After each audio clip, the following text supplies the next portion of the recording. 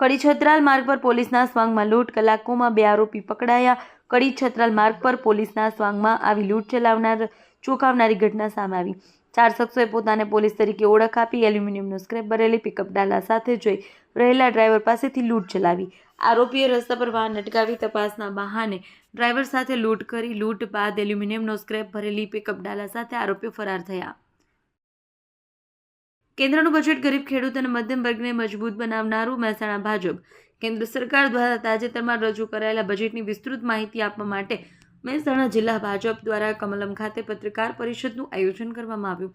પત્રકાર પરિષદમાં બીજેપી પ્રદેશ ઉપાધ્યક્ષ નટુજી ઠાકોર, પ્રદેશ કારોબારી અધ્યક્ષ જયરાજસિંહ પરમાર, મહેસાણા જિલ્લા બીજેપી અધ્યક્ષ ગિરીશ રાજગોર, મહેસાણા ધારાસભ્ય મુકેશ પટેલ, બેચરાજી ધારાસભ્ય સુખાજી ઠાકોર, કડી ધારાસભ્ય રાજેન્દ્ર ચાવડા, જિલ્લા મહામંત્રી ડોક્ટર જે.એફ. ચૌધરી તથા સહસંયોજક શ્રીધરભાઈ જોશી ખાસ ઉપસ્થિત રહ્યા।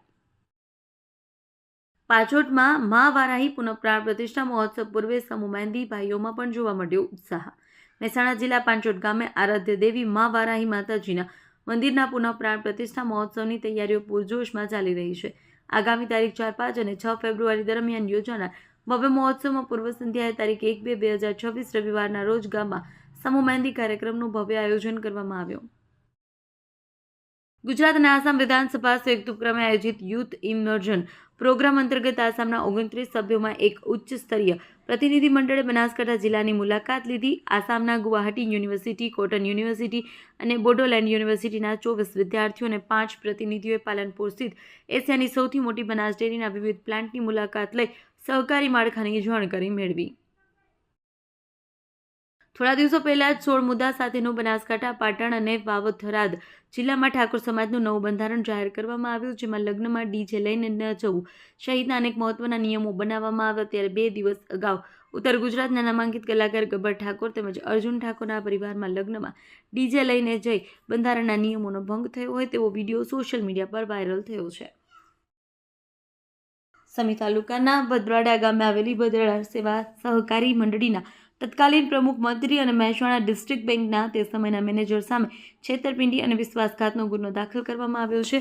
આક્ષેપ મુજબ 15 વર્ષ પૂર્વે ખેડૂત સભાસદ રામાભાઈ પૂજાભાઈ પરમાર તેમના માતાની જાણ બહાર ₹2.90 લાખની ધિરાણ મેળવવામાં આવ્યું હતું। પોલીસે ત્રણેય સામે આઈપીસીની કલમ 406, 420, 114 હેઠળ ગુનો નોંધ્યો છે। પાટણ જિલ્લા ભાજપ પ્રમુખ રમેશભાઈ સિંધવે 3 મહામંત્રીઓને ઝોન પ્રભારી તરીકે નિયુક્ત કર્યા છે। પ્રદેશ ભાજપની સૂચના અનુસાર આ નિમણૂકો તાત્કાલિક અસરથી અમલમાં આવી છે। ગુજરાત પ્રદેશ ભાજપની સૂચના મુજબ પાટણ જિલ્લા ભાજપમાં સંગઠનાત્મક ફેરફારો કરાયા છે। આ ફેરફારનો મુખ્ય હેતુ સંગઠનની કામગીરીને પાયાના સ્તર સુધી વધુ મજબૂત અને કાર્યક્ષમ બનાવવાનો છે। પાટણ શહેરમાં પીવાના પાણીની સમસ્યા નિવારણ માટે નગરપાલિકા દ્વારા સિંચાઈ કેનાલની સફાઈ અભિયાન હાથ ધરાયું છે।